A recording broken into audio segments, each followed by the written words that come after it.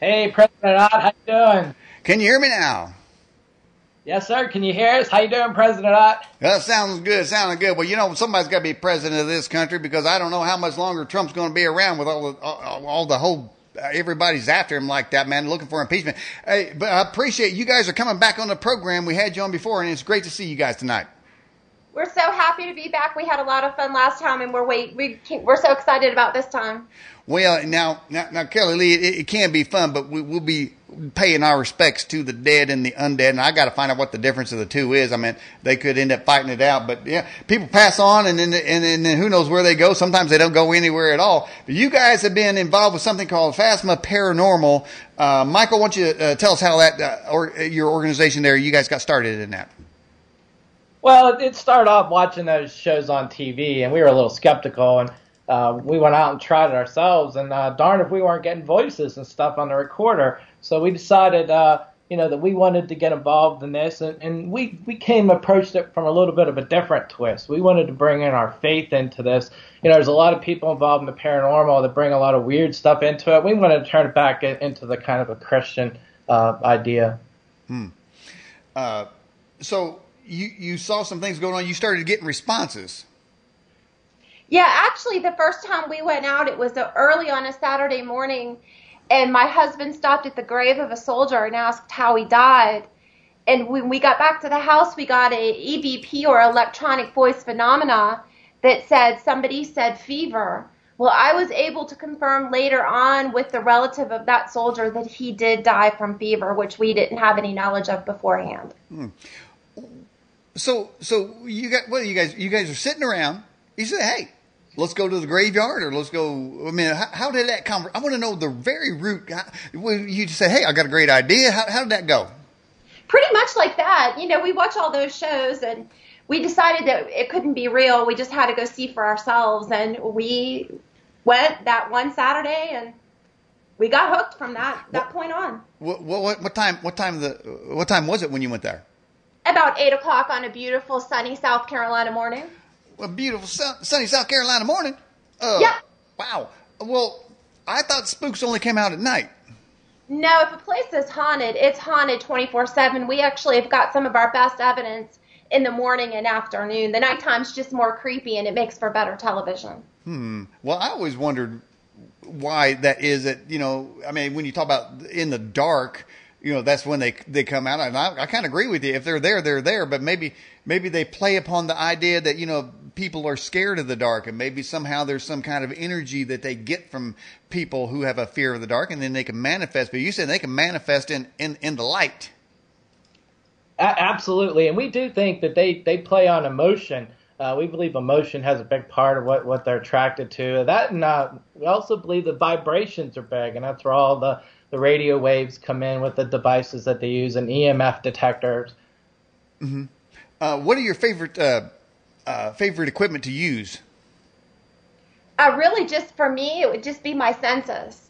I mean, I really have learned over the years to trust my eyes and my ears and my heart and my skin. I mean, I can generally feel when there's something present, and typically I can pretty much tell if it's good or bad. I like to look at it as like fishing. When I was a kid, I used to go up to Canada and fish for muskie and pike, and we would try different lures to throw out there. So I look at the paranormal. It's kind of like trying to throw the right lure out there. We use all kinds of different things, anything from turning on a flashlight to an EMF detector to using these so-called spirit boxes where they come in over the radio. So I like to throw a little bit of bait out there for everything and see what they'll bite on. Now, I've never heard of a spirit box. What is that?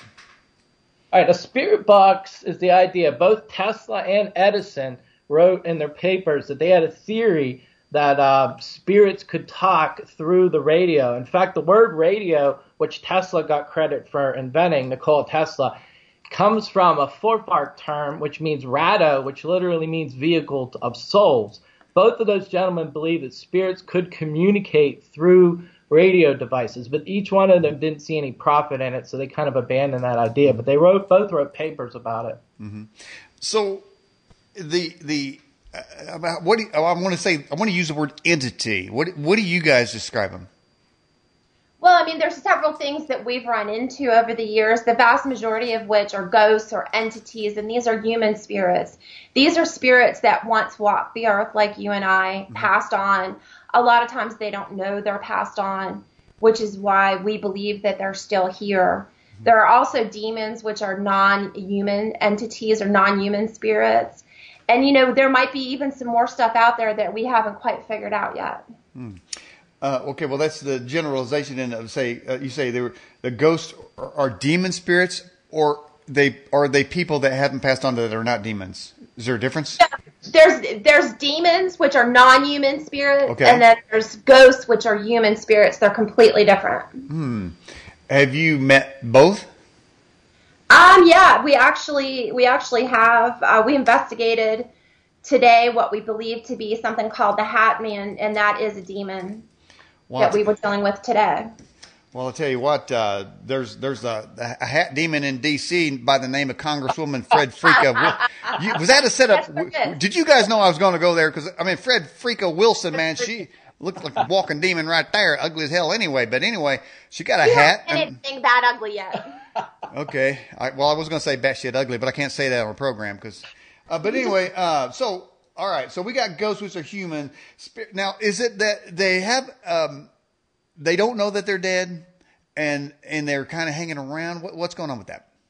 That's what my feeling is. Over the years and all the investigations that we've done, we've asked a lot of these spirits, why are you still here? And we're determining from the preponderance of answers that we've received that these entities do not know that they're dead. It's really sad to think that some of these, especially some of the soldiers and such that we've come across, they must have died so quickly that they just don't realize, they never came to terms with the fact that they passed on. Well, so it's something they haven't come to terms with, as if they have some free will there. They've decided that they don't want to leave. Yeah, we were told by clergy that we talked to, because we were really worried about, committing some kind of sin. And we're all familiar with the things in the Bible about saying don't mess with talking to spirits. We believe that's more for gain. But, we believe that we were told by clergy that even though some people receive salvation, they don't necessarily have to accept it, which is interesting. Now, according to, was it in your bio that you guys say you're Christians? We're actually Catholic, yes. Okay. So do you believe in redemption of some kind?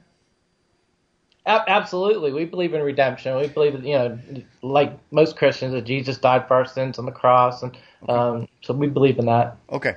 So if, let's just say there was a very nasty person that died and becomes a ghost, maybe some kind of residual image of what they were on earth, is it possible that they can have redemption there in that area, in that realm they're in? Absolutely. I think if you're a rotten person on earth, then you're going to be a rotten person as a ghost. And just like you can convert somebody on earth, we believe that you can convert those who have passed on. We believe that prayers from the living help the dead. We believe that 2 Maccabees 12:46 speaks to that. So we believe that our prayers here actually help the dead. Okay. All right. We have a question coming out of the live chat. This is from MR2U2. Do these entities speak to you? Yes, they do. Oftentimes they speak to us through our various devices, but sometimes they do speak to us directly. It doesn't happen quite as often, but it does happen occasionally. And they do also speak through other ways, not just verbally, but they make noises or will request, if you're here, give us a sign, and they'll knock on the wall, or we'll say, are you from the 1920s? If so, knock twice for yes, and they'll respond that way as well. Well, I guess if they knock 3 times, that means they love you guys, right? Exactly. And we have had them say our names, so they do know us. And this is what irks me about the dead, man. I mean, they're going around banging pots and stuff, scaring the crap out of the living. Are they having some fun with that? Sometimes? I would be if I was dead. There's a whole list of people I'm going to come back and haunt if I get a chance.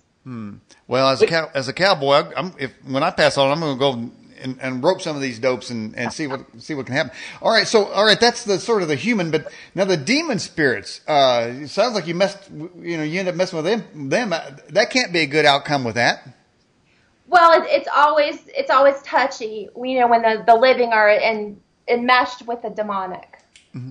But we do belong to the order of exorcists, so we are able to call in clergy if the need arises. Mm-hmm. Thankfully, we haven't had to call in any clergy, but we do call on them for their advice and their direction as to what we need to do to help these people get rid of these entities. Mm-hmm. Now, I've always seemed to find that Catholic priests they seem like they're more involved with exorcism than, say, like a Presbyterian or a Baptist. Surely not Baptist. I don't even know that a Baptist has ever done an exorcism ever. I don't even think they believe in it. Why is that? Roman Catholic religion has its origins from, directly from the Bible. It talks about Jesus casting out demons. So the Catholics took that act of Jesus and they've turned it into a ritual. But, there are other religions. I believe the Jewish people have exorcism. And there are people out there, the Protestant and evangelical faith, that do deliverances and exorcisms. I believe Bill Bean, a good friend of yours that's been on the show, I believe he does deliverances, and he's very effective at that. Yes, he is. But he is one of a very few that seem to sort of break through that. But he also has had personal experiences in which he had to deal with that in his own family. And I'm wondering if that in some way empowered him to a faith that allowed him to do that. Well, absolutely. And there are unique individuals. Ed and Lorraine Warren, the very famous Ed and Lorraine Warren that dealt with the Amityville and the Enfield haunting. Ed Warren actually had special permission from the Vatican as a lay person, just like you or I, to do exorcism. So it does happen. Mm-hmm. Mm-hmm. All right, another question from the live chat. It says, have any of these entities, and they didn't specify which kind, they follow you around? Yes. We've actually been followed multiple times. The first time was a little scary because we were brand new and didn't really know what to do. Mm-hmm. We have had several sailors from some of the battleships we visited come home. My father was in the Navy, so I think there's a little bit of a connection there. It's not uncommon in our house to see shadow figures or to hear things creak, and that doesn't bother us in the slightest. Okay, so somebody followed you guys home, and how did they let you know they were there? Well, the first time was really bad. I mean, we came home and our house is new. We came home, the garage door opened by itself. We came in the house, the microwave turned on by itself to the point where we had to unplug it. We went to dinner. It was a beautiful sunny afternoon, and the bank of lights over us in the restaurant went out. When we came home, my dog, who's my dog, absolutely refused to have anything to do with me and was terrified of me. And then I had horrible nightmares that night, and that was very, very much almost our last investigation. So, Michael, how did you step in to protect your wife on this situation? You got somebody harassing you from the world of the dead. What do you do? Well, this is a spiritual thing. So if you're going to combat the spiritual world, you have to use spiritual things. And prayer is very important. We believe in the power of prayer. The more people praying for something. And it has been very effective for our clients. The Catholics believe in sacramentals. These are outward signs of faith, like miraculous medals and St. Benedict medals. We found that these are very powerful. Holy water, blessed salt. But most of the time, it comes back to prayer. One of my favorite things is the Holy Rosary. I do that, and that's very effective in helping our clients. We've stopped a lot of activity through the Rosary. What scares the entities with the Rosary? The Blessed Virgin Mary. She's the mother. She's the one that brought Jesus into the world. So she's a very powerful presence, and we believe that she was without sin, and therefore the devil has no power over her. So the demon flees. Saint Joseph was the guardian, the baby Jesus and Mary. He's very powerful. We call upon his assistance, to intervene. Of course, there's nothing more powerful than invoking the name of Jesus, in our opinion. We're Christian. That's the point of view that we take. And demons, and he's the Lord of the living and the dead, so the dead also have to obey him. The whole universe has to obey Christ the King, and that's our belief system. Interesting about that, there was a Pastor Jeffries that I think is maybe a Trump supporter. I think he's also been on Fox TV, Fox News several times, and they tried to say that he was against Catholics, and therefore he shouldn't have any place around the administration. But it turned out he's not against Catholics. In fact, he listed a bunch of things that he, from the evangelical standpoint, gets involved with the Catholics on. But you know what? It seems to me that to make a difference in this country, the more of us got to be together than against each other. And that, how do you guys sort of, I don't know, maybe you never have to battle the idea that the evangelicals maybe not really appreciate the Catholic point of view, so to speak. Well, I'll be totally honest. There's things going on in the Catholic Church, particularly with the Pope that we have right now, that we're having a really hard issue. So we're not these die-hard, everything's got to be Catholic. We reach out to Protestant. We reach out to the evangelicals. We're willing to work with them. We've actually reached out to Native Americans. So we're very, receptive to that. And it's funny you should say that, because in our area where we are, we're 20 miles out of Myrtle Beach. We reached out to actually get holy men to go with us, clergy, to help us with these things. And we were told by a lot of the Catholic churches in the area that they won't even do it. They don't even believe in the devil anymore. And we reached out to Protestant churches, and they didn't want anything to do with it. So it's very difficult to find people like Bill Bean and Brian Ouellette, who's a bishop of the Old Catholic Church, that will actually do these things. Mm-hmm. Well, now, I think I know this question probably came up in the last interview we did with you guys, but where the Bible says, I guess some believe that it says that you're not to speak to the dead, does that scripture bother you, or how do you guys read that? Well, I know the one you're talking about now, and I'm pretty biblical and I read it.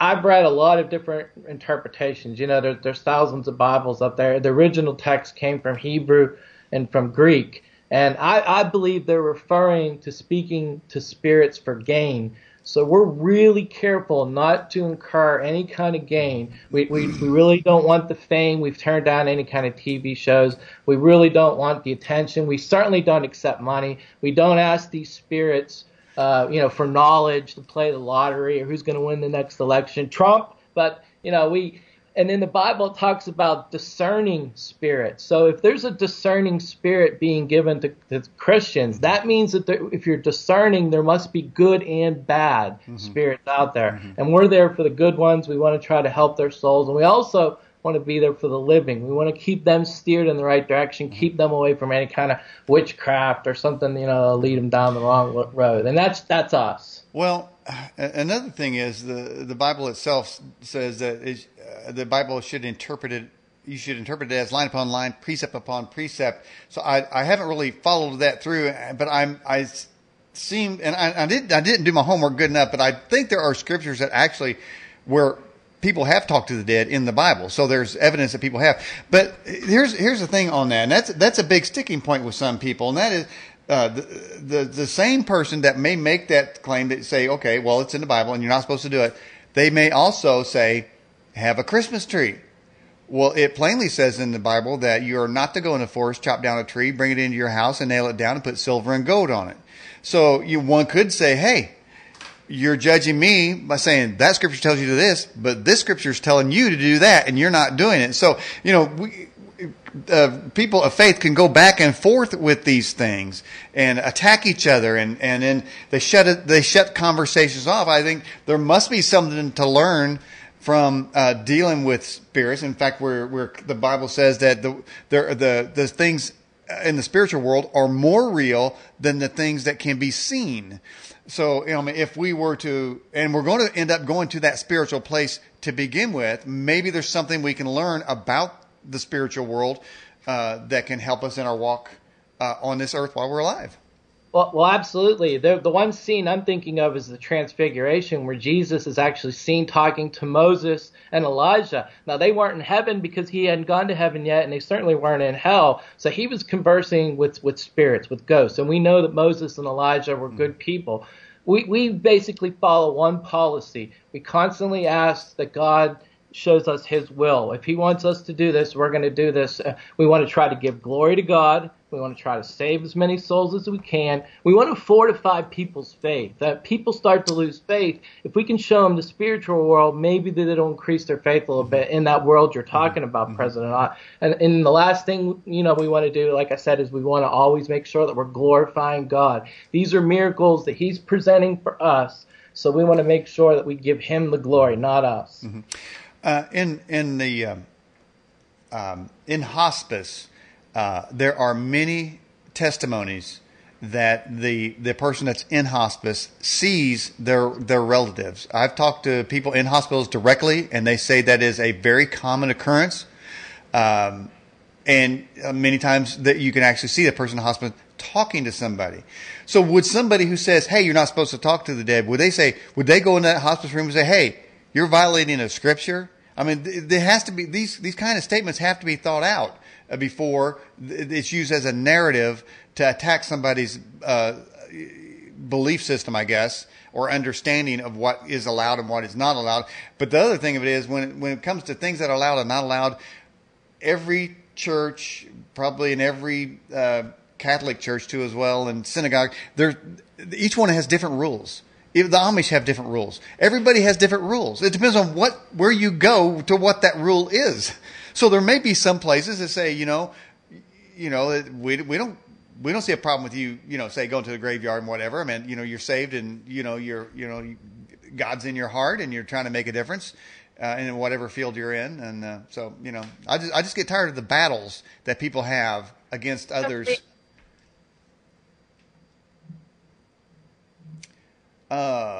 Kelly Lee, why don't you chime in on that? Well, we get tired of it too. I mean, we do get battles occasionally, and I usually leave that up to Michael because he's kind of the religious expert of the team. But it makes me mad because we've actually sat with people and listened to their loved ones come through to them and tell them things that only their loved ones could know. Mm-hmm. And to sit and tell me that that's not a good spirit to speak with is just, I mean, if it brings peace to the living and it brings peace to the dead, there's no harm in it. Mm-hmm. All right, we have this question here come through. Are you able to rid a person or a place of the haunting? Sometimes, yes, but I don't want to say it's us. It's God doing his will through us. We have had a lot of success with prayers and blessed salts and holy water and things like that, being able to do that. Plus, a lot of times it's just trying to make contact with that spirit, make them aware that they've passed on, because like I said before, a lot of them don't. Mm-hmm. And sometimes it's just listening to their story, and that's enough to make them go ahead and leave. Mm-hmm. Well, wait a minute. They're just wanting to tell somebody their story? Yeah, we had one particular case where the individual was upset. Apparently he was a farmer, and he had been swindled out of some land, and he was upset about that.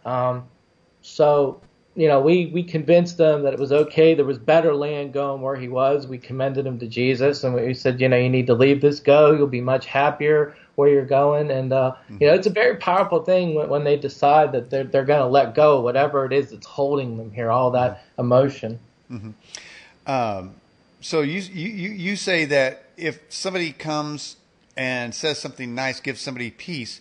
Now, why would let's just say that and I've heard the argument that what it is, the demons know a person's life story, so they create a demon spirit that has that knowledge. That demon spirit then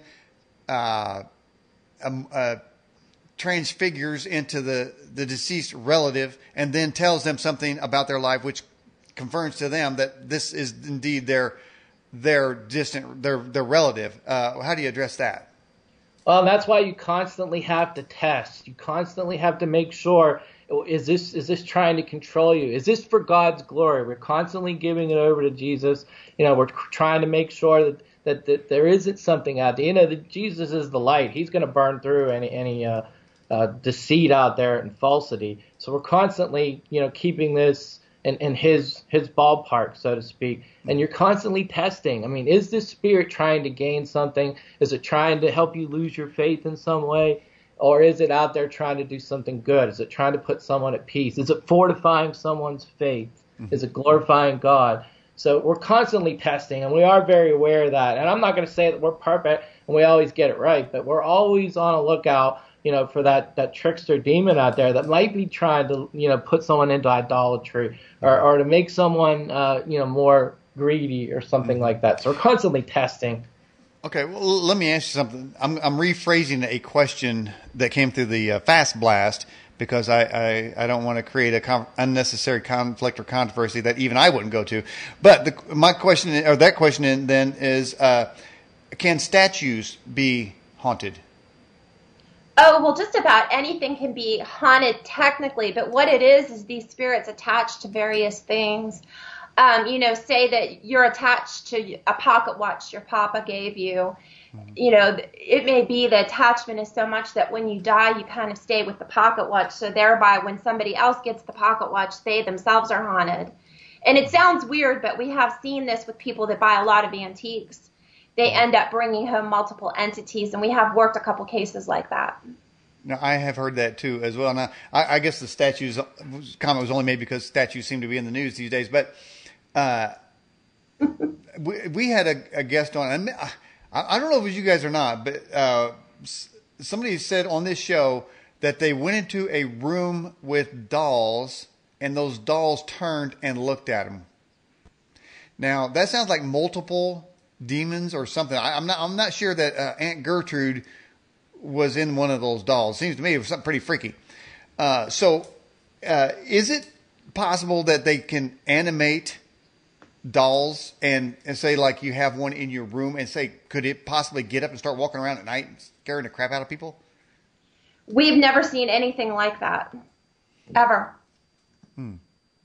All right. Well, they still creep me out. And I'll tell you what, there's a couple of those that creep me out. One is a nutcracker. Okay, that thing, I'm looking at that, I'm thinking, if I got one of those sitting around standing there like at attention, those are the ones that stand at attention, they got those big, sharp-looking Joel Osteen teeth, and I just feel like that he's going to just gnaw you. I mean, he's not going to attack you like with a knife like Chucky. I mean, he's going to gnaw you with those big wooden Joel Osteen-looking teeth. All right, then we got this question here. What is a good spirit like? Well, I mean, that's pretty easy. I mean, these are the spirits of... Here's the easiest way to describe it. If you're a jerk in real life, you're going to be that in death. If you're an evil guy in real life, you're going to be that in death. And if you're a decent person in life, you're going to be that in death as well. Mm-hmm. So, I mean, the good spirits are just the innocent, normal, everyday people. And those by far outweigh any of the other types that we ever run into. All right. Talking about the creeping of the living, is Hillary Clinton going to be creepy in death?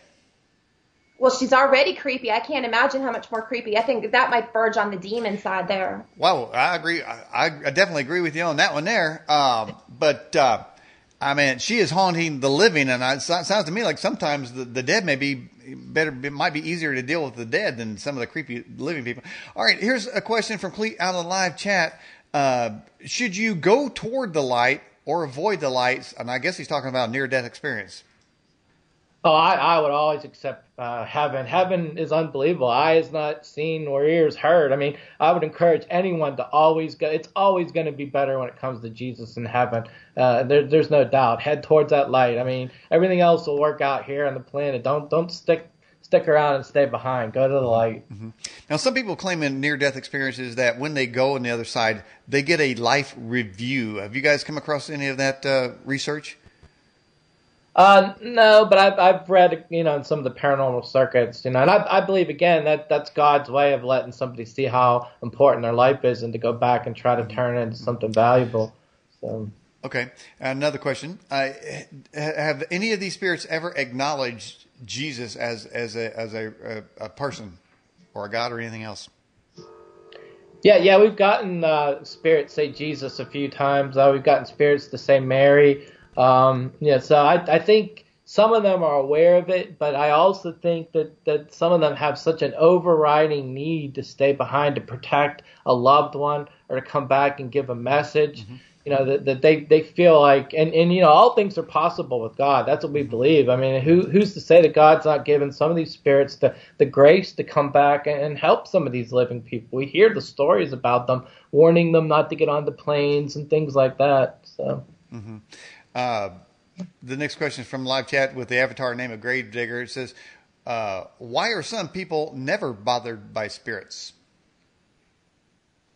Well, we believe, you know, that as adults, we've been trained since childhood not to look at the spiritual world. It doesn't really serve us much of a purpose in our day-to-day lives. So we're literally taught not to see spirits. And I like to use the shark tooth analogy.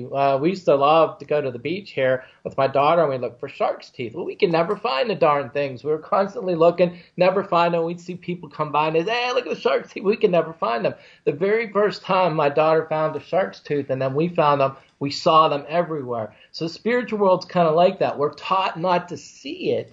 But then the very first time we had that very powerful moment with the spiritual world, and those people that have had it know what I'm talking about, then we become a little bit more susceptible. We've kind of gone down the rabbit hole, and we've opened up that side to it. The album cover for Abbey Road has John Lennon in the front as a preacher, I think, and then you have Paul with no shoes, and you got followed up by George Harrison in jeans, I think, as the grave digger. And I guess the visual there is that Paul had passed on. What do you think the Beatles were trying to say with that cover?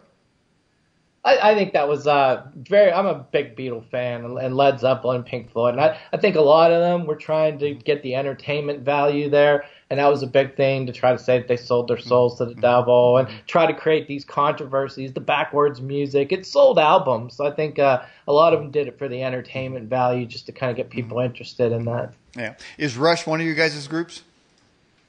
Oh, yeah, we love Rush. Rush is awesome. Wow. So you guys are rock and rollers. Oh, big time. Big time. Classic rock and roll all the way up to modern. Wow. All right. Another question. What kind of messages have you delivered to them, to any the entities? Well, a lot of times it's more their messages to the living. I mean, we've had spirits that want to tell their loved ones that they're there and that they love them and they need to go on. You know, we've had spirits that just basically want to say their name or that a battle they fought in. They want to tell us where they died, that sort of thing. You know, we actually keep a little book. We call it the Book of the Dead, and we write every name of every spirit that tells us in that book. And every morning I get up and kind of go through my routine of prayers, and I remember those folks. There's at least somebody somewhere on this planet that's remembering, you know, the souls of these people that give us their names. I think we already answered this question. It says, "Is Hillary the devil?" I think we already answered that one. Here's yeah. All right. Here's a question from Jade, our moderator. She said, Houdini and his wife believed, and he told her when he died, if it were possible, he would contact her. He never did. How do you explain that? Well, Houdini was great. Houdini was the kind of guy where he saw through a lot of these games that people were playing. They were charging people, and they were trying to gain power over them. So Houdini went out there, and he kind of broke all that. And when he died, I believe he died on Halloween Day. They punched him in the stomach. He wasn't looking. It ruptured his appendix. I think he died a few days later on Halloween Day. He never did come back to his wife to tell her. And I think sometimes, God ultimately decides whether or not we can cross back over here. And if it's not going to serve his will, and we don't know the reason why he didn't let him come back. And maybe one day, he will come back and tell somebody, but we don't know the reason for it. I think God's only going to allow things to happen if it's going to be for a benefit or a grace. So what you're saying is we don't have the power to make that decision. If it does happen, it's because is it a decision we make, or are we assigned, or are we stopped in that nether world? Well, I think the will is important, but in the end, I think God decides whether your will is going to benefit some other soul.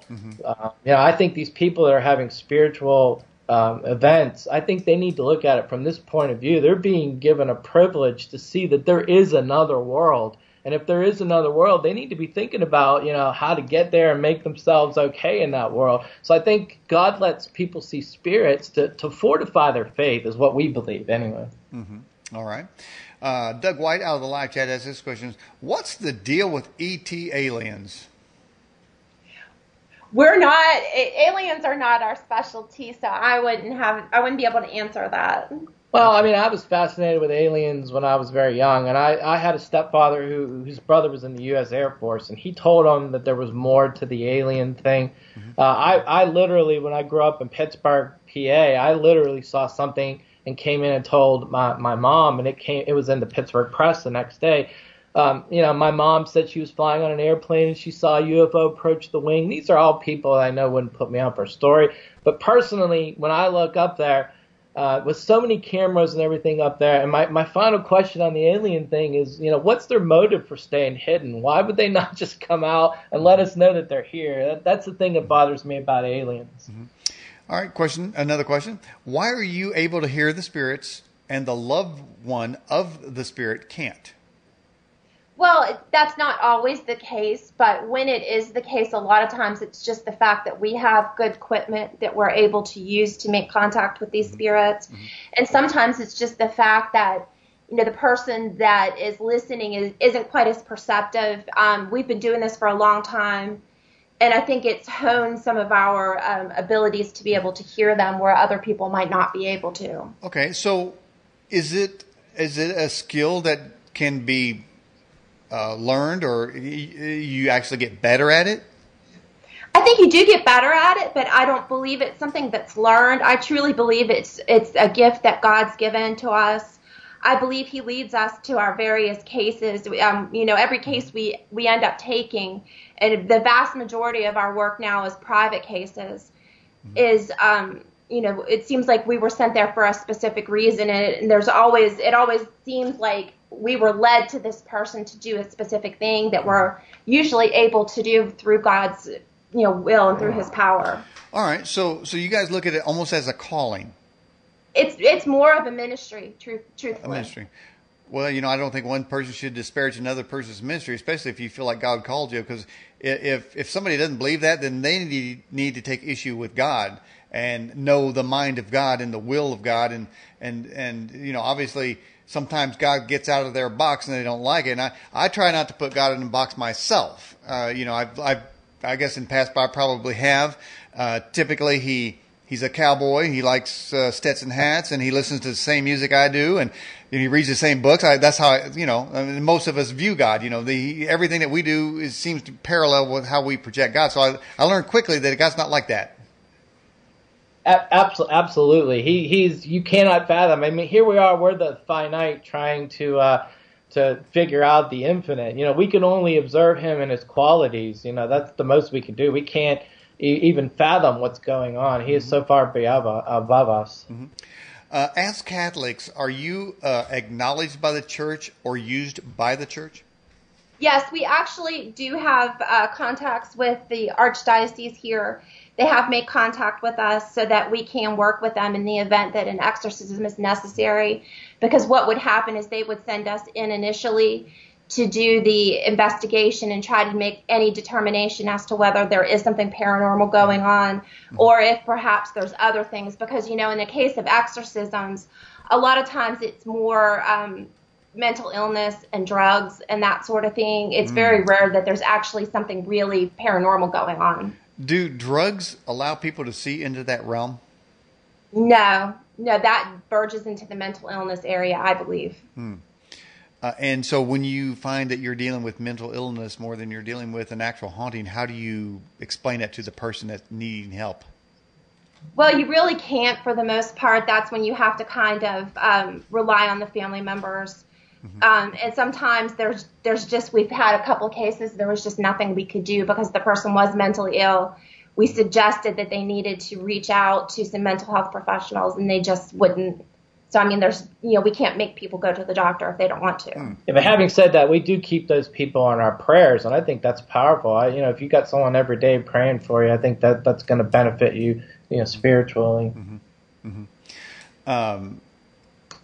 Here's a question from Peter from Australia out of the live chat. It says, do you think that certain magicians like Dynamo, David Blaine, etc., tap into evil forces and that's how they are able to do what they do? I have seen some very compelling evidence out there. We're Archbishop Ron Fowle out in California, the old Catholic Church. He posted some videos on that, and he kind of hypothesized, are these guys actually working as magicians to kind of captivate people? And these are the kinds of things that we guard against. We don't want people worshiping us. It's not us. We give all the glory to God. But, it reminds me of the whole thing with Moses and the sorcerer that came in there and threw down the staff and it turned into a snake. Mm-hmm. So are these guys making a lot of money off of this? Probably. Are they getting a lot of fans to follow them and getting fame? Definitely. These are things that we try to stay away from, because I believe evil forces will come in and they'll move right in on you. On your website, you guys put a telephone number there, and is that for cases that you take, and how do you take cases and what do you do with them? Well, we get cases by email, we get cases by the phone, we get cases through our website, through Facebook. Mm-hmm. So, if somebody calls in, we have an intake form that we use to ask questions and get answers and determine the best case that we can do to assist them, which sometimes involves nothing more than sending prayers or sending medals. We've talked to clients all over the United States and in Canada, in France, and in Spain. So, we do send a lot of medals, a lot of prayers to other places. And sometimes it does involve having to actually drive and go do an investigation. Okay.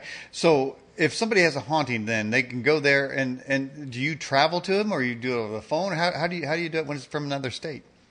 Sometimes it's we do travel, and then sometimes we're able to actually deal with it over the phone. It just depends on what's going on, what that person's looking for, mm-hmm. what that person is wanting out of the investigation. Mm-hmm. What else is on your guys' website? We've got lots of videos, we've got audio, we've got links, we've got prayers on the website, we've got links to the book that we wrote. There's lots of various information on there, some of our best evidence, links to our YouTube channel with all of our videos. Mm-hmm. Okay.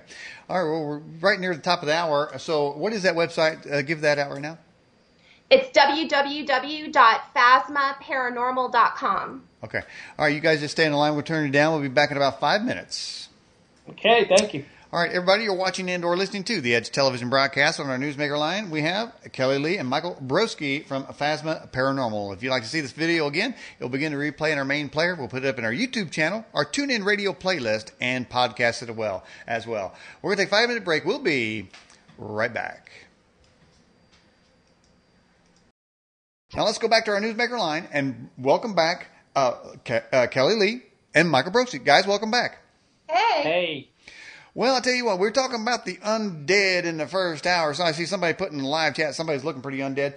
But I don't know if I've told you guys, but I have been out in the graveyard and I have seen some very unexplainable and freaky things. And I obviously don't worship the devil. I'm a Christian for that matter. And so I pray for people too as well. So, no demons ever followed me, nor was I ever attacked. But what it did for me was when I saw the meters go off and hear the electronic voice recognition, the electronic voice phenomena devices record things that weren't there, that could only heard.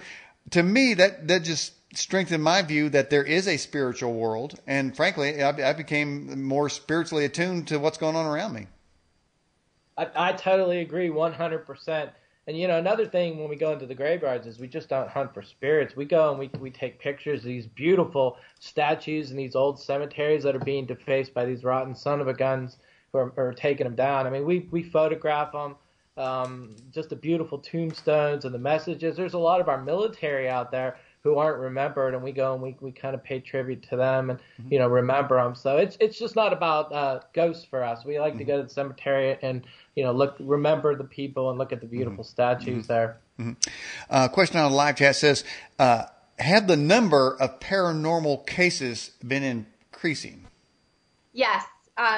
Especially before, during, and slightly after the eclipse. We were so busy, we were having to put people off for a little period of time because we had multiple cases every day. And it seems like not just the amount, but the severity has increased as well. We've also heard through circuits that a lot of these people that do exorcisms, there is a massive increase in call. And we've got a lot of calls recently from people, claiming they're having demonic activity. So I definitely think there is a massive increase, especially in demonic activity. Well, there certainly has been, as far as I could tell. Now, we have happening in this country entire legions of witches trying to cast spells on Donald Trump. We have Hillary Clinton claiming that if she had a voodoo doll of Trump, she would like to stab it. And to me, that says that there's your dark side right there. We're talking about dark or light. The other side, that is trying to tap into negative sources to accomplish political goals and to disarm or physically hurt somebody they disagree with. That's the negative use of this thing, isn't it?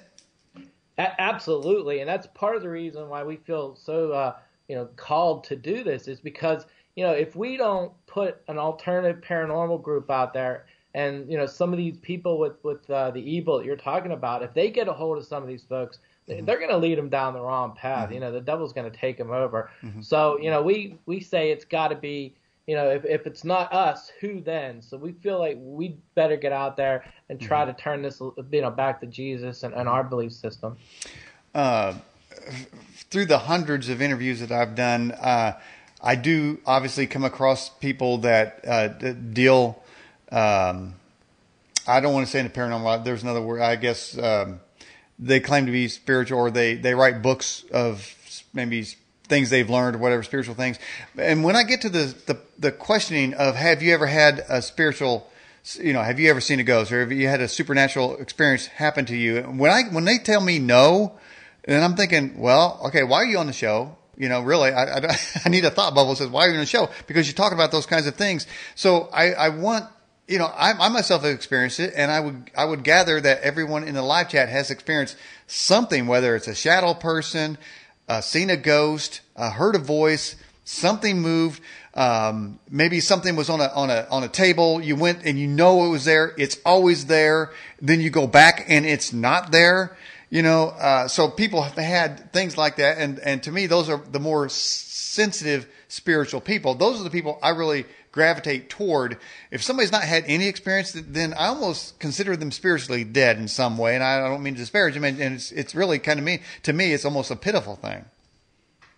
Yeah. I mean, a lot of people will say they haven't, and you can't really make someone that hasn't experienced it believe or understand what it is to experience it with that first time that you see one, or you hear your voice, your name spoken when there's no one around, or you hear footsteps and there's no reasonable, logical explanation for it. When you hear footsteps, should one automatically assume that is a demon spirit, or should they assume it's a ghost, or should they withhold judgment until they get more activity? They need to withhold judgment. We always try to approach everything that there's a logical explanation. The vast majority of our photos, videos, audio is on the floor of the scrap room, so to speak, because, if we can't both agree that it's paranormal, then it never sees the light of day. A lot of what people presume to be the paranormal, a dog barking at nothing, for example, is totally normal. Oh, is it? I always assumed that the dog had a sense that there was something there. Well, sometimes they do, but sometimes the dog gets a lot of attention because every time it barks, the person provides attention to it. So it starts to assume that when it barks, it's a good thing. All right, so one needs to be careful to ascribe a supernatural or paranormal event to regular mundane things that's happening on the earth. Absolutely. We try not to be that group that believes totally everything is paranormal. And we try not to have such a closed, skeptical mind that we're just going to throw everything out. We try to, approach everything. We use something called Occam's razor. The easiest explanation is probably the best explanation. But having said that, there are just too many things out there that we cannot explain. And lots of other people have had these these incidences too. So there's not a ghost behind every gravestone. No. Mm-hmm. No, but there is a Democrat behind every gravestone, probably.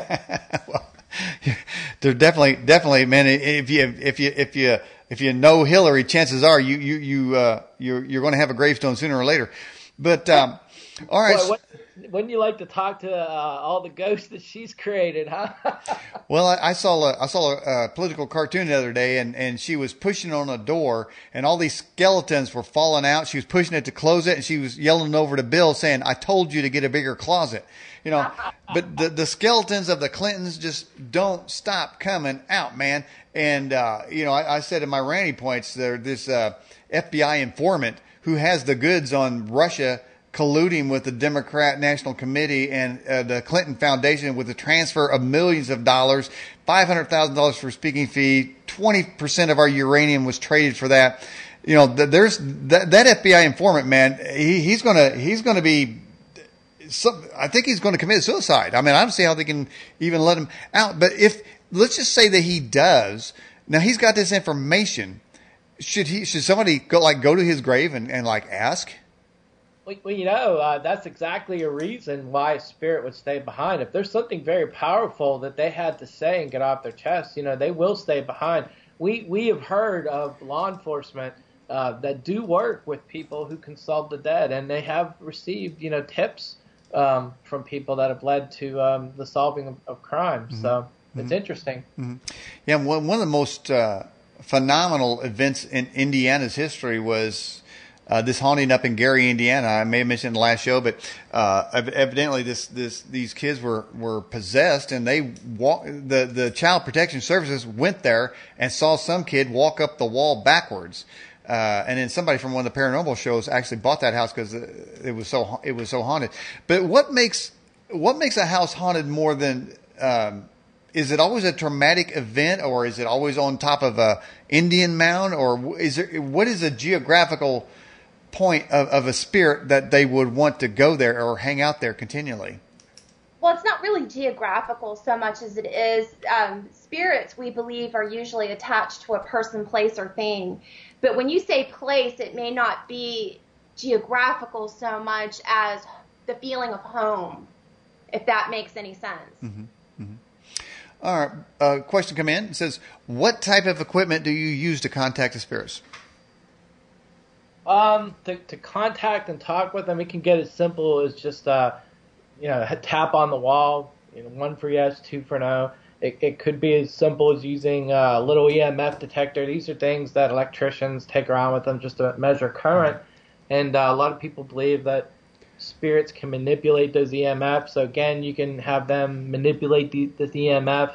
Definitely digital recorders. You can use them on your cell phones and talk. Mm-hmm. Then there's the more sophisticated ones. These are the radio apps and devices where they scan through the radio stations, and the theory is that spirits can come in and they can manipulate radio waves, manipulate vibrations. There's phonetic word generators where they can pull the words together and talk. You really have to constantly check, though, to make sure that you are getting something relevant. And I would caution people, make sure you really know why you want to contact spirits. You have to be very careful.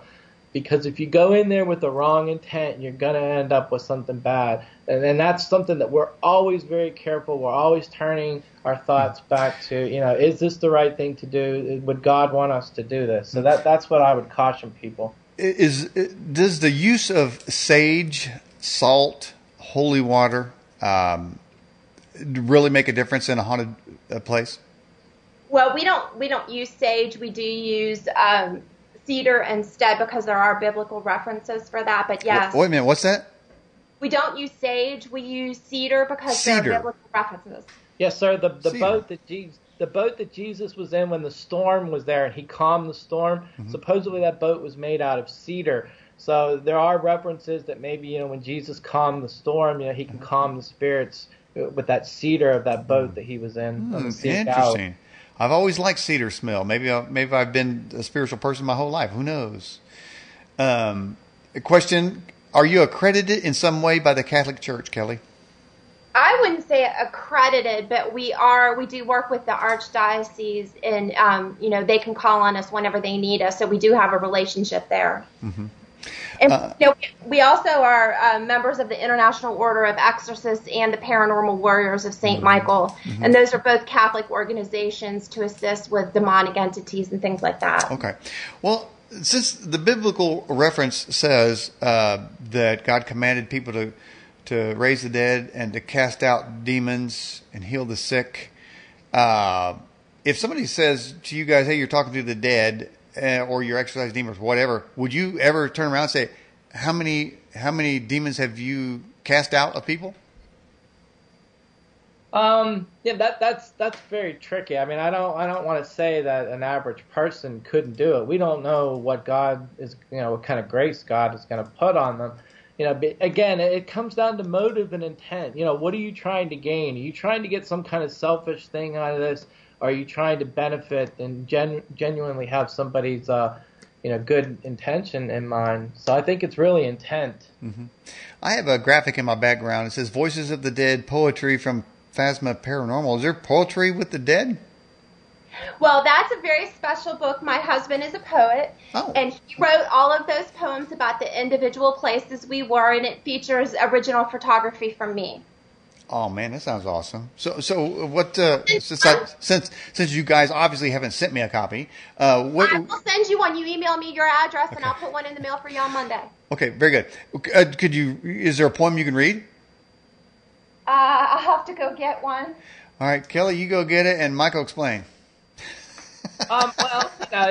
Poetry is something I actually did when I was in college. When you're in college, you're going through all kinds of stuff. Liberal arts, And I found that poetry was very cathartic. So it started off with something I was just doing for myself, and then over time it ended up just the simplest way for me it's just writing your feelings down. So we've gone to so many of these places, and we have it all on recording. So one of these days, I guess I have to go through the recordings and actually write down the actual stories of these places we've been. But the quickest way to do it was just through poetry, to elicit a feeling. What were my senses seeing at that particular point?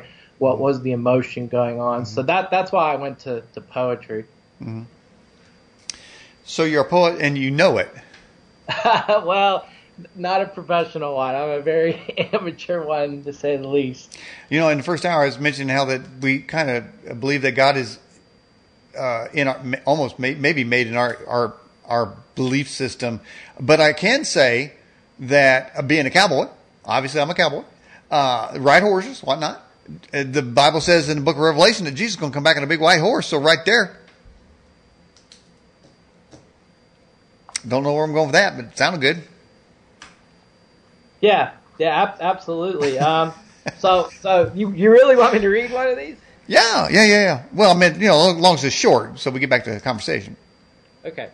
All the stones are weeping. Although they're standing still, they move us with their time. They put off like a chill. The names seem familiar over the ages engraved, sinking with the memories somebody should have saved. All the flowers are tipped over, our beauty upon the ground, whispering through the trees at night with sibilant solemn sound. Sermons at empty sky, all light has been withdrawn, lost misty dirges to silence, apparitions gone by dawn. Wow. Man, that's the type of poems in there? Yes, sir. Yep. Wow, that's kind of touching. Well, I got a cowboy tear going on. Poetry can be manly, man. A lot of the generals used to like to recite a lot of poetry, so I think poetry can be manly in its own way. Well, definitely got to be manly, man. There's the feminization of men in this country. Now that sounds like some hauntings and some terrible deeds from the demonic hordes out there, right there. And we talk about the witches casting spell and Hillary and her voodoo. We had Nancy Reagan doing seances in the White House. I think Michael Obama was probably doing some kind of seances in there, trying to incantate that whatever's in her pants would not show. I think she was trying to cast a spell to block that. But so there's a lot of paranormal activity, and there's a news report the other day that said that the millennials are just going to supernatural kind of things and ignoring, rejecting the sort of religious heritage, and teachings of morality. And I don't know how you get morality for them in what they do and what they're into, whether it's, hugging trees or, worshiping the earth or whatever. I don't know where the baseline is, but there's definitely some sort of desire for spirituality or spiritual things. Has anybody ever sort of used your material in a negative way like that? I don't know in a negative way, but I definitely agree with you. I mean, there is definitely attack on everything traditional. And let's face it, God himself is a conservative. God is the same yesterday, today, and tomorrow. He does not change. So all these people are trying to go against the will of God. They're trying to break down tradition. They're trying to not glorify God, but glorify themselves. This whole thing, and this is a whole other topic that I'm sure Bill Bean could probably, but this whole thing is gearing towards one thing, the devil, and he's pulling the strings on these folks. So we look at ourselves as an alternative paranormal group to go out there, rather than turn this into something, that glorifies yourself and glorifies mankind. We want to turn it back to a spiritual, put it back to where our traditions are comfortable, and that's with God and with Jesus. Mm-hmm. Well, it like I said in the first hour, it seems and I think L.A. Marzulli, he calls the Bible the spiritual guidebook. I think that life is much more spiritual, and the older I get, the more I'm convinced that people that enter into my life have been sent there, and I, for a reason, whether it's for a period of time or however that goes, many times I feel like somebody may be sent to give me just a single piece of information. But if one would remain in sort of a spiritual awareness, then I think our lives would be so much better. We'd be better people as a result, and we'd be able to help others with the things that we learn. But I think sometimes we close off the spiritual and say that's spooky or that's of the devil, and I want to go back to my bean supper. Don't bother me with somebody's personal problems of saying they have a haunting in their house. So I just think that this is mainly just that you guys have decided that you want to be more spiritual. And this is maybe how that you roll that out in your guys' life. I absolutely agree. I think that this world is focused too much on the material, and we need to turn things back, after all, we're just renting here. I mean, we're on this planet for just a very short period of time. And then where does our spirit go? It goes somewhere. So we've got to be prepared. We have to be thinking about what that next world is like and what we can do in this world to make our chances in that next world better. And that's our whole thing. We want to benefit those souls that are living, to get them prepared, and we want to benefit those that have passed, because we do believe that we can help those souls that have passed on. Remember, it's Judgment Day, so we have to figure that there's a single day that everybody's going to be judged. So up until that point, we feel like that we can still help people. Okay, Kelly, you there? Yep. Is the book of poems still there? Yep. Would you like to read one to us, to your audience? I will read you my very favorite one, and he wrote this about us ghost hunting together. Oh, okay. It's called Ghost Hunting with You. Let's drain all the batteries, baby. Let's go out and investigate. I will be there in the darkness to help you navigate. Let's weave between those lonely stones. They make us feel the living. Who knows what memories we'll see? Who knows what we'll be giving? Come walk with me in the dark part of the street by the graves of heroes. There we'll meet. We do not fear the dead. It's the living that makes us scared. So let's walk amongst those past lives and all they shared. Let's charge up all the equipment, baby. Let's go and hunt some ghosts in a lonely forest or by a stormy coast. Let's chase down another story. It's how we honor the dead. Who cares we are together, even if it's in our head. Come walk with me where no one wants to go, out where the orbs dance and spirits flow. We never feel more alive than when we walk with the dead. It's time we spend together when everything is said. Wow. Very, very, very nice. Very nice. Well, I was thinking when you were saying that, the couple that grave ghost hunts together stays together. Amen. Yes. That's really, really, really sweet there. And I also was thinking, as you were saying that poem there, that how many of us go to a grave site with flowers or pennies to put on there, and we talk to the person in the grave. doesn't that violate the person who says, hey, you're not supposed to talk to the dead? Does that violate that premise? And would you go to a grieving person at a gravesite and say, hey, my Bible, just raise that Bible up and say it and point at it and say, my Bible says you're not supposed to talk to the dead. Well, people do talk to the dead. And, just really, if you think about how the dead is sort of in our lives, we talk about them. We may mention to them, maybe have something that we possess from them. And we actually maybe just speak out and say, I remember when you used this, talking to them almost directly about that, So I think maybe not to be so dogmatic about that. And it's sort of like, I think of it as yoga. People say, well, you do yoga, you're gonna, the devil, and the devil's everywhere. He's doing yoga too, and you're worshiping the devil when you do it. And, well, I haven't seen the devil in the yoga class, and I'm still looking. And if I see him, I'm gonna kick his ass. I'm gonna get out of here. Maybe he's got to do some downward dogs. I don't know. But I'm just saying, people they're too quick to just throw stuff out like that. Well, we respect the way those people feel, and we understand, if that's not your thing, you don't have to certainly look. You can move on. There's plenty of you can go watch NFL football if you want. But, for us, this is a passion, and we want to put it out there and share it with people that want it. And ever since I was a little kid, I can remember my grandfather died when I was a young child, and I can remember my dad taking me to his tombstone, and he would literally sit there and talk with my grandfather, and it was good for him. It helped his soul, and so I think lots of people do that, and I think that's probably the beginning, really, of my interest in this. So would that be considered necromancy? Well, I really believe the translations in the Bible, when it's talking about necromancy, I think they're talking about for gain, because it talks about the apostles receiving the spirit of discernment, and discernment means you try to decide what's good and what's bad, and I think that's the key thing. What's your intent? Are you trying to do something sinful, or are you trying to do something that's going to help somebody and that might save a soul? Interesting. Question came in. It says, when you saw a spirit, what did it look like?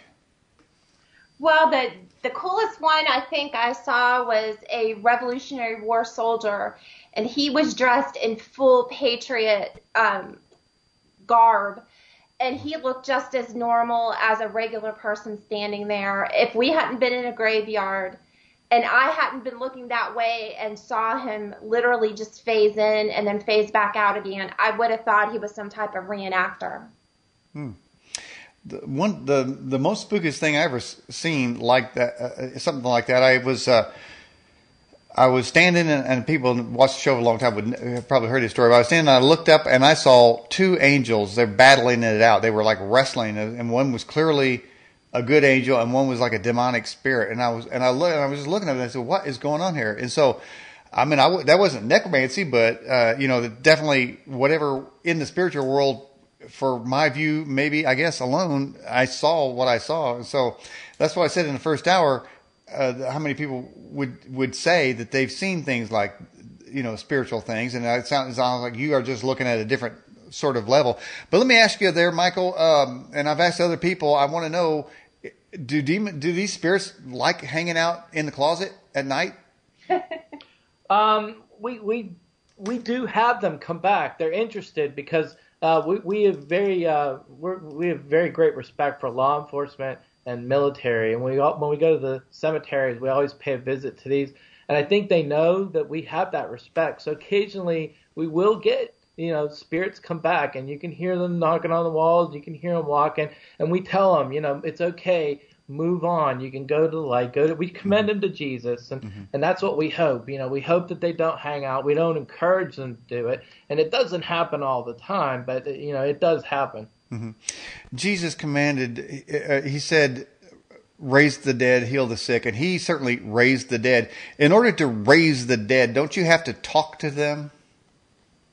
I absolutely, yeah. I think you definitely have to, especially our Lord. He gave the command to do it, and I think talking to them, there are lots of, like I said, we believe in the chapter of Maccabees, 2 Maccabees 12:46, where it says it's a wholesome thought to pray for the dead that they might be loosed for their sins. And I know a lot of Protestants don't include Maccabees in their Bible, but that's a Bible that Catholics have. Well, they also don't include the Book of Enoch, but there's a whole new burgeoning group of Christians that are now including, they're demanding who took out the Book of Enoch and the Book of Giants and the Book of Jasher. I mean, these books are, again, it's just a manipulation of somebody who's trying to control somebody else, determining what's appropriate or what they decide that the small people should be able to look at. And I don't like somebody making that decision for me. But I would say this: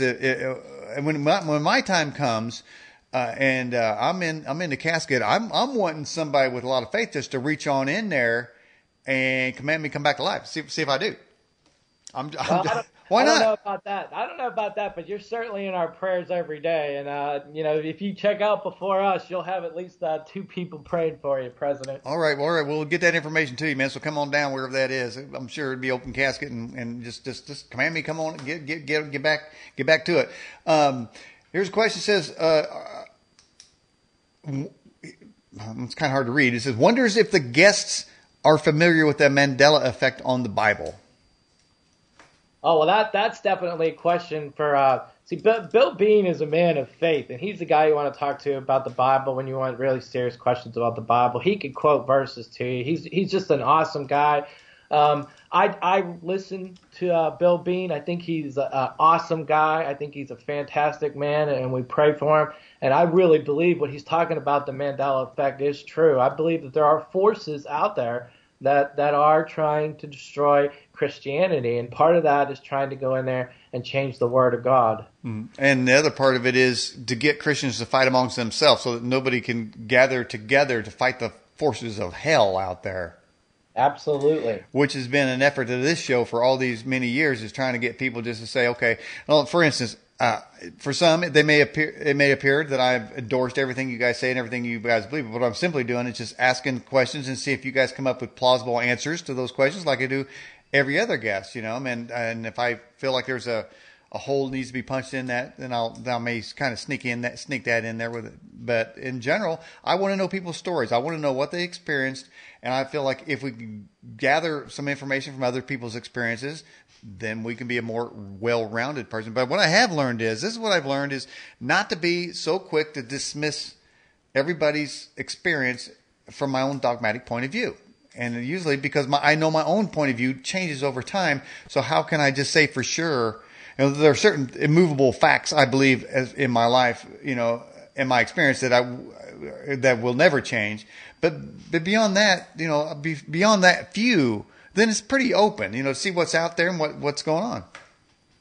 Absolutely. You always listen to what they have to say, and then you make a judgment. You know what's in your heart.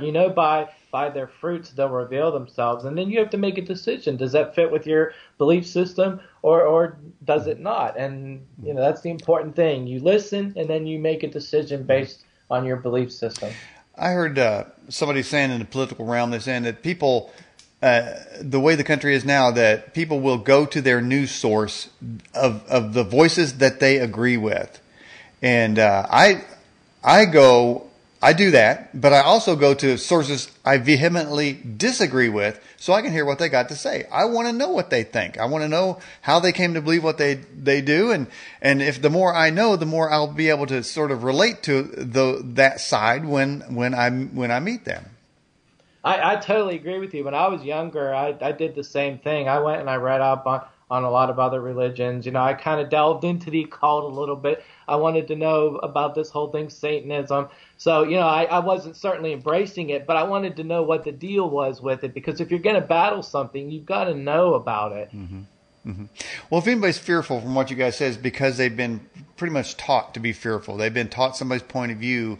Most of us, and if you think about it, some of the things that we've learned have been taught to us, and the source of that has their own motives. People must know that most everyone has a motive of why they want you to come to their side, and they've got the truth. I don't know how many shows are out there on the internet where the person that's running the show is trying to get people to come to their point of view, and they'll say, look, I wrote something 5 years ago and it's come true, so therefore I'm the purveyor of all truth, and so now you must believe more things that I say. So I got to find out if what I believe, has it been taught to me from one of those type of sources? And it could be religious, could be governmental, could be educational, that have told me how to be and what to believe, and maybe even have, scripture references for it. I know somebody on the internet now. I mean, we passed, I don't know what the last date was, September, something's supposed to all in, but now they're saying that November is the big day.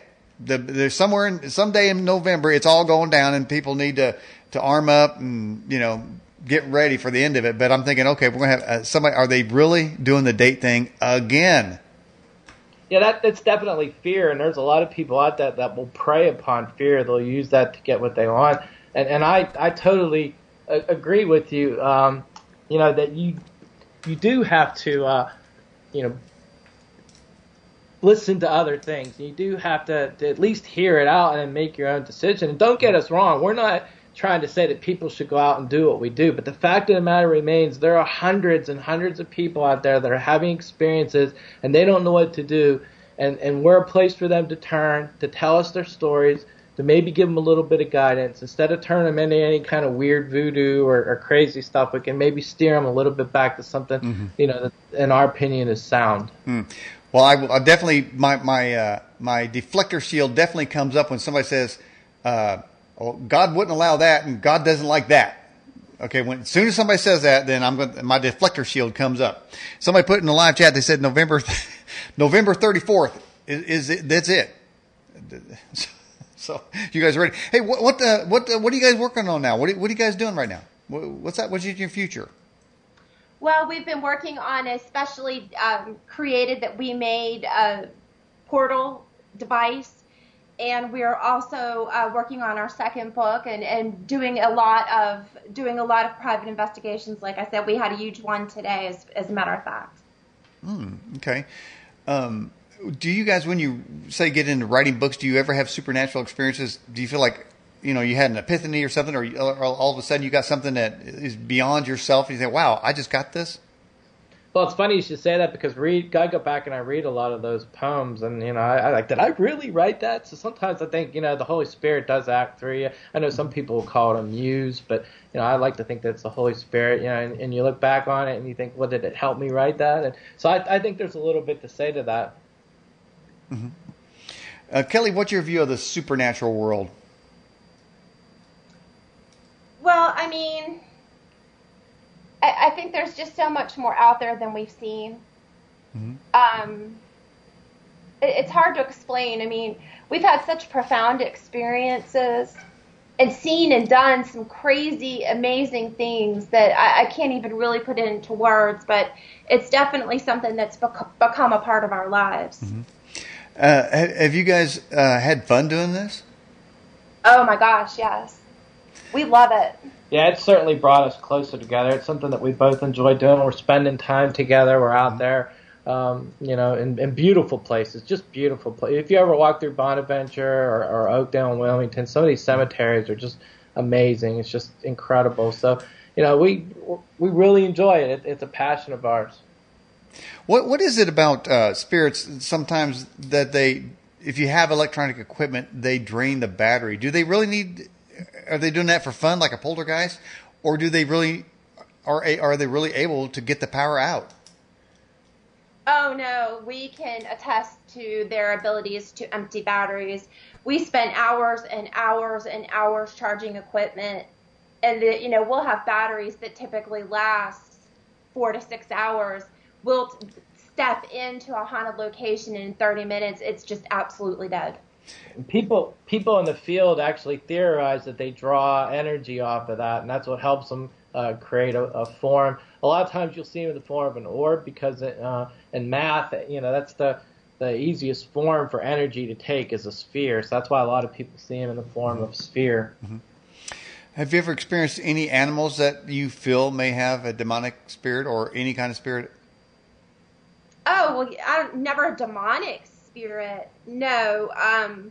But, I'll tell you, I used to have a lot of ferrets, and I lost a lot of them to cancers, and the ferrets have come back. We had a wonderful rescue dog that we loved very much, and she passed away from cancer. And she used to enjoy getting on the hearth on our fireplace and kind of playing with the Indian rain stick we have. And she's been gone now over 2 years, and that rain stick every once in a while will go off all by itself. And St. Don Bosco actually had an experience in his writings with what he called a hellhound. He talked about this demonic possessed hound that pursued him. And there is a legend down in Bonaventure Cemetery in Savannah that involves a hellhound that attacks people. So there are cases out there that talk about these demonic animals. We just haven't run into them. Suppose one would be, say, like a moderator, and a cat jumped on the keyboard. Would that cat be trying to, say, write a question in a live chat, or trying to communicate with humans? It's probably wanting to get fed. Okay. That's what cats always want, isn't it? Uh-huh. Well, yeah. I mean, yeah. Well, okay. So, I mean, and the reason I asked that question, because in the first hour we're discussing the two types. You said the ghosts are humans, and then you have the demonic spirits. But then there's the animal spirits. So they are never demonic. They don't come out from the grave and haunt people. Now, this is, of course, just my opinion, but I think anything that would appear to be demonic was never a real animal in the first place. I think it's just a demon masquerading as an animal. Mm-hmm. And that's just my opinion. Mm-hmm. Has either of you felt like you, and I guess when you need an exorcist, you're possessed, you have some sort of demon. Has either of you said to the other, "I think I got one," internally or however it's attached? No, we spend a very large part of our time, praying. We pray before we go to these. We shield ourselves. We always say to God, if you don't want us to do this, hey, make the car stop. We're constantly saying, it's your will. Give us a sign if you really want us to go on this. So we've been fortunate. Neither one of us have had any kind of things come up where we feel like we're being, possessed or something like that. Although I always pray and I never take things for granted. And we always kind of make sure that we keep it with God and make sure, that we're turning it over to Him. Mm-hmm. What do you think shadow people are? Well, that's a hot button topic in the paranormal right now. A lot of people believe that they're evil. In my experience, a lot of entities that show themselves as shadow people are just really strong ghosts, I think. Yeah, we've gone into several occasions and caught on video what we feel like are shadow people, and never are the classic demonic signs there. You're looking for foul smells or sulfur smells. Mm-hmm. You're looking, for religious objects to be destroyed. You're looking for noise, change in your emotions. So we've gone into places where there's shadow figures. We photographed them, and there's certainly, when we were there, we didn't feel like there was anything evil. But there's still a lot of theories out there about shadow people. Uh-huh. Suppose you were, say, a hunter, maybe like in Alabama or something, a deer hunter, and you bag a deer, and you're out there with it, and you go back to the car, and the tire's flat. Could the spirit of that deer that the hunter in Alabama just killed, could the deer have done that? Possibly.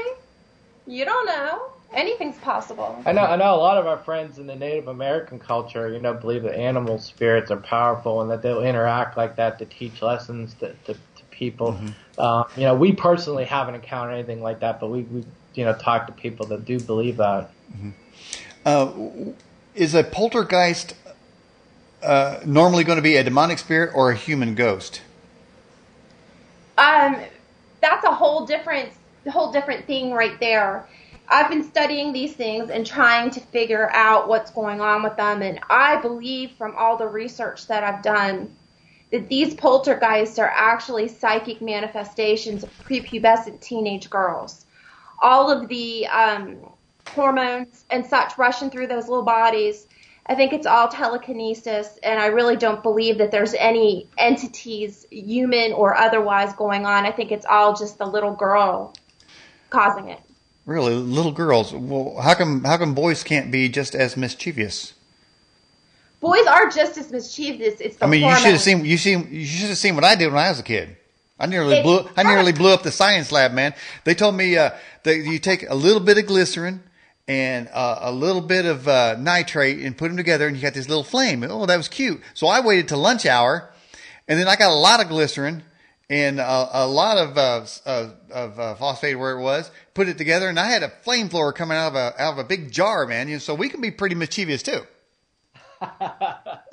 Absolutely, but we're actually she's been studying, and I've been studying a lot of the famous cases like the Enfield haunting in England. Again, there were young teenage girls. The Bell Witch haunting here in Tennessee actually had young girls. You know, when you start to look at a lot of these cases where a poltergeist, and this involves things moving around. Literally in German, it means noisy ghost, but a poltergeist generally refers to objects moving. And when you start to look at all the different cases, that one common factor comes out that there's young girls involved in it. Well, that's interesting because there's been a kind of a circulating story about a couple girls talking.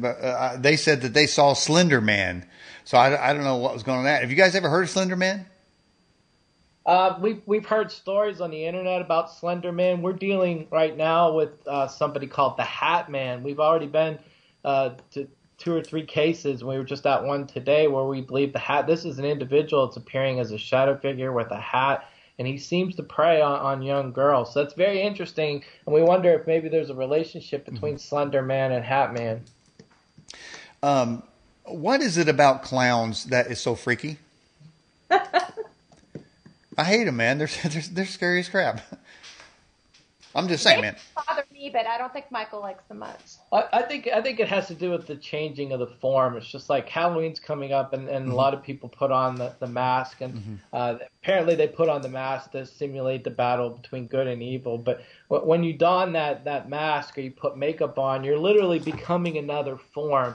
And I think that frightens us because, you know, we kind of ascribe to the devil as somebody that can change a form. He's going to come to you in the most pleasing of forms. So I think anything where you're covering your face like Antifa. Wow. There's a demonic form right there. Hey, you know what? I think it's time for another poem. It's your turn, Michael. Oh, okay. All right. Let me see here.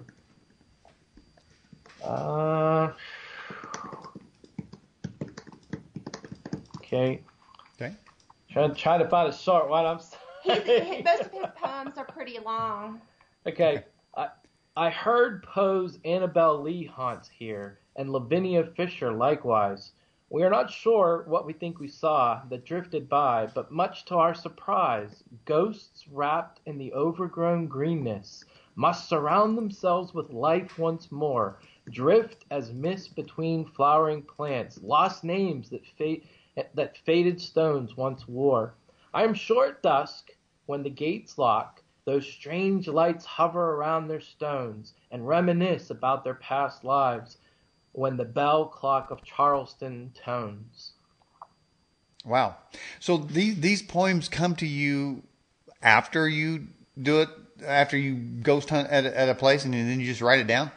Absolutely. I get a feeling. This one's written about a particular cemetery where supposedly Edgar Allan Poe was stationed as a soldier down in Charleston, actually Sullivan's Island, which is right across from Charleston. And supposedly he dated a young lady from Charleston named Annabelle Lee. Well, the legend is that her spirit haunts this cemetery. And also Lavinia Fisher was, a lot of people often call her America's first female serial killer.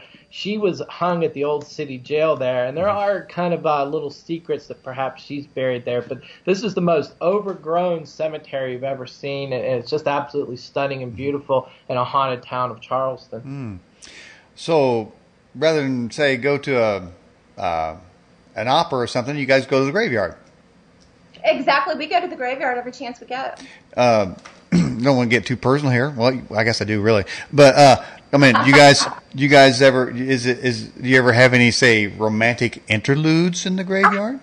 That would be extraordinarily inappropriate. I would never. No, we go there with reverence for it. That would be something that wouldn't be reverent for the dead. So. Okay. I mean, like a kiss or something. You got a full moon. You want to hold your wife. All right. He gets embarrassed if I so much as touch his hand when we're in public. So not really. No PDAs for you. All right. Okay. Moving on. Have you guys ever used orgone to repel spirits?